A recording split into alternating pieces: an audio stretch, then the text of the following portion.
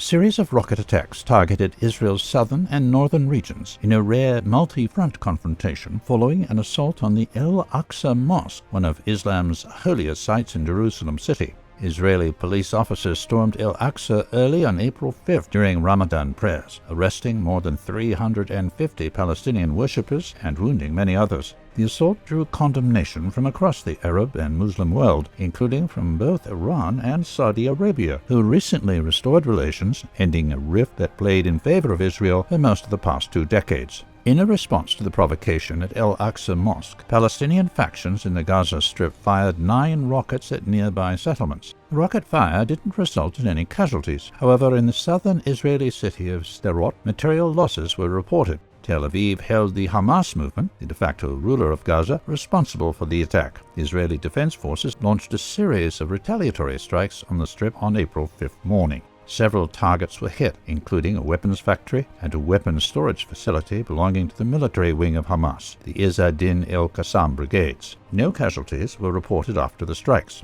The next day, April 6th, a barrage of 34 rockets was launched from southern Lebanon at several towns in northern Israel in the largest attack on the front since the war of 2006. The rocket impacts caused 2 minor injuries and some damage. Hamas, who maintains a presence in Palestinian refugee camps in South Lebanon, was again blamed for the rocket fire. The IDF retaliated with 2 waves of strikes on Gaza, 3 tunnels, 4 weapon production sites, a series of observation posts, as well as anti-aircraft machine gun and missile launcher of the Izz ad-Din el-Qassam brigades were targeted. A 3rd wave of strikes hit alleged positions of Hamas in the outskirts of the southern Lebanese city of Tyre. The strikes on both Gaza and Lebanon didn't result in any casualties. Later, on April 8th and 9th, 2 salvos of 6 rockets were fired from southern Syria at the Israeli-occupied Golan Heights. The attack, which was the first to be launched from Syria in more than 3 years, didn't result in any casualties or material losses. No group claimed responsibility for the rocket fire. Still, Israel held the Syrian government responsible for the attack.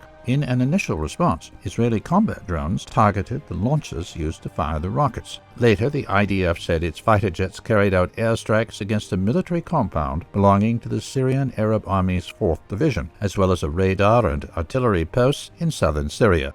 The unprecedented multi-front confrontation shows how Israel's excessive use of force is backfiring. Tel Aviv deterrence against the axis of resistance appears to be collapsing. On the fronts with Gaza and Lebanon, IDF operations remain restricted. Meanwhile, the Syrian front is heating up.